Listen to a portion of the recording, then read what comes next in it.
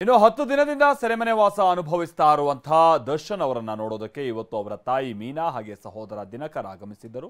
ಮೊದಲ ಬಾರಿಗೆ ಅಂತಾರೆ ಜೈಲ್ ಪಾಲಾದಂತ ನಂತರದಲ್ಲಿ ಮೊದಲ ಬಾರಿಗೆ ನೋಡೋಕೆ ಬಂದಂತ ತಾಯಿ ನಟ ದರ್ಶನ್ ಅನ್ನ ಅಪ್ಪಿಕೊಂಡು ಕಣ್ಣೀರು ಹಾಕಿದ್ರು.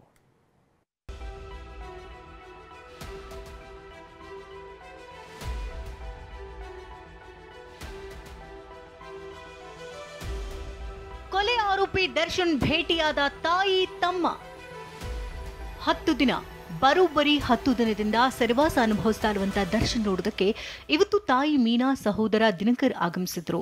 ಇವರ ಜೊತೆಗೆ ದರ್ಶನ್ ಪತ್ನಿ ವಿಜಯಲಕ್ಷ್ಮಿ ದರ್ಶನ್ ನೋಡೋದಕ್ಕೆ ಜೈಲಿಗೆ ಬಂದಿದ್ರು. ದರ್ಶನ್ ಕೊಲೆ ಕೇಸ್ನಲ್ಲಿ ಬಂಧನವಾದ ಬಳಿಕ ಯಾವುದೇ ಪ್ರತಿಕ್ರಿಯೆ ನೀಡದೆ ದರ್ಶನ್ನಿಂದ ಅಂತರ ಕಾಯ್ದುಕೊಂಡಿದ್ದ ತಾಯಿ ಮತ್ತು ಸಹೋದರ ಇವತ್ತು ಜೈಲಿಗೆ ಬಂದು ದರ್ಶನ್ಗೆ ಧೈರ್ಯ ತುಂಬಿದ್ದಾರೆ.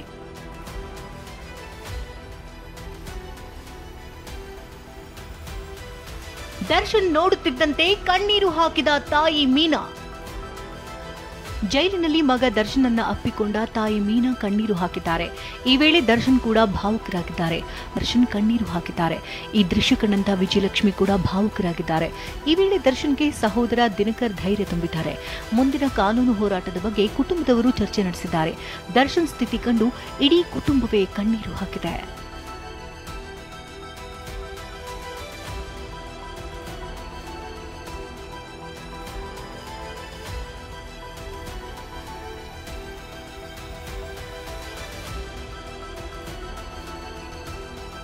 ಬೆಳಗ್ಗೆ 10 ಗಂಟೆ ಸುಮಾರಿಗೆ ಜೈಲಿಗೆ ಎಂಟ್ರಿ ಕೊಟ್ಟಂತ ಫ್ಯಾಮಿಲಿ ಖಾಸಗಿ ವಾಹನದಲ್ಲಿಯೇ ಜೈಲು ಪ್ರವೇಶಿಸಿದೆ.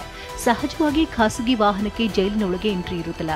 ಹೀಗಾಗಿ ಸಾಮಾನ್ಯರಿಗೊಂದು ನ್ಯಾಯ, ದರ್ಶನ್ ಕುಟುಂಬಕ್ಕೆ ಒಂದು ಕಾನೂನು ಅಂತ ಜನ ಪ್ರಶ್ನೆ ಮಾಡುತ್ತಿದ್ದಾರೆ. ಬಂದೀಖಾನೆ ಇಲಾಖೆ ಕಾನೂನು ಗಾಳಿಗೆ ತೂರಿ ರಾಜಾತಿಥ್ಯ ನೀಡಲಾಗ್ತಿದ್ಯಾ ಅನ್ನೋ ಪ್ರಶ್ನೆಯೂ ಎದ್ದಿದೆ.